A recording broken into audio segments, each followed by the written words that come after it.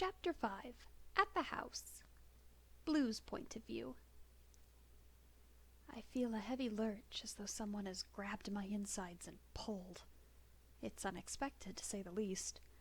In fact, anything other than being beaten to death right then and there in the holding pens is unexpected. I've been so stupid, so incompetent, that it surprises me that my master doesn't immediately give me the punishment I so assuredly deserve. But instead, he has taken me into his home. The shift from dirty, sticky floors to clean tile is immediate, but that doesn't stop the way my insides protest our transport. I have a chance here, I remind myself. Dim prospects and a bleak life, but it's a chance that I didn't have every day at that market, coming closer and closer to death. I can be perfect, be a submissive and willing pet, just as I was with the others, but hopefully this time he will keep me. I don't want to die, but I heard what my handler said. I'd never heard her so vehemently against a familiar's purchase before. I must be in worse shape than I thought. Even still, that's no excuse for improper behavior. I just need to be good. My stomach churns in painful knots. I can't tell if it's hunger or sickness, the two coming so frequently together that there's no clear distinction in my mind. I just need to take deep breaths. Master won't notice. It will all be fine. Master won't notice. Or he wouldn't have noticed if the moment I opened my stupid mouth, my stomach hadn't rebelled and made me throw up all over Master's pristine tile floors. It's only the slushed remains of the treats Master had given me, along with a revolting mouthful of stomach acid, but it's more than enough for me to deserve a beating, long and harsh. Even if I do survive the brutal onset, there will still remain the memory. Master graciously brings his new familiar into his house for the first time, and his new idiot sullies his floors, unable to contain his internal sick like an untrained child. Pathetic.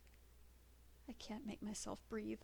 I'm just frozen, staring stupidly at my mess. I can feel the corners of my eyes sting, and I don't have the energy to fight the tears that I know are coming. Master is going to... Blue? My entire body flinches at that. My name. It is something that no other master has ever granted me before. Something my masters believed would make me think too highly of myself. Something that wasn't worth their time creating. Blue? Are you all right? Guess I should have warned you about the warp. My bad. Master sounds surprisingly morose as he gets down on his knees in front of my mess, waving his hand slowly. To my surprise, the small puddle starts picking itself up off the ground, forming itself into a sphere that simply hovers at my master's fingertips. For a single terrible moment, I think that he's going to force it back down my throat in retribution, but he does nothing more than walk to his waste disposal system and take care of the mess I made himself. My cheeks heat as he makes his way back to me. He doesn't even think that I am capable of cleaning my own messes.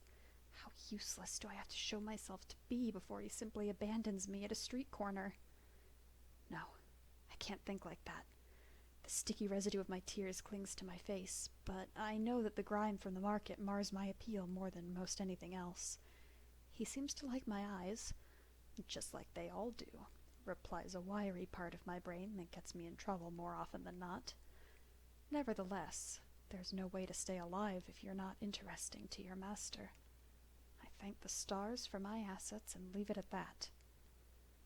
Master is once again standing above me as I remain in position on my hands and knees. He's so much larger than me, so much stronger that it takes me a few moments to focus on his kneecaps and speak. Master? It comes out squeaky and weak, not at all how I wish it would. Thank you very much. I know that I'm not much, Master, but I will be good for you, I promise. I am in error. I did not mean to be sick in your home. Please punish me as you see fit. I truly look forward to being of use to you, sir. Master! I'm running out of things to say, grasping at straws, really. All of my other masters would have stopped me in my little speech by now, either with a fist or with something being shoved down my throat. I don't know what to do. And maybe it's the fact that fists aren't raining down on me, or the distant cloudy lightheadedness I'm feeling. but I get cocky. I don't know what you were expecting in a familiar, but only say the word and I'll make myself perfect for you. After that, I clamp my mouth shut. The offending organ has brought me enough trouble for one day. I don't look up as I feel a hand come down on the top of my head. My ears cramp to press themselves closer to my head. Yet he doesn't pull or hit or use his vantage point to slam my face into the tile. Nor does he pull me onto his lap to take my punishment over his knee. I'm not transported to an icy dungeon, never to be thought of again. Despite my trembling, I actually feel quite relieved. There's a gentle press of his hand as he softly ruffles my knotted hair. The gesture is meant to calm me, I'm fairly sure. So I throw any self-preservation instinct that I may have left out of my head and nuzzle into the touch.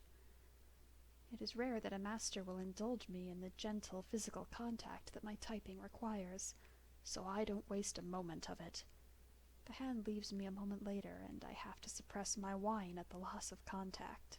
Blue, do you feel okay enough to go wash up?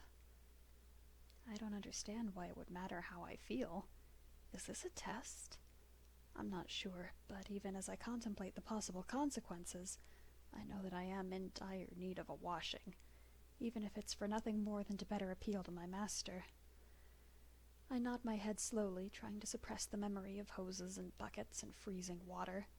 I know what awaits me at the cleaning station. There is no need to supplement with old memories. That's great! I feel myself almost burst with happiness at my master's positive response. I'm learning the answers he wants. I can be good.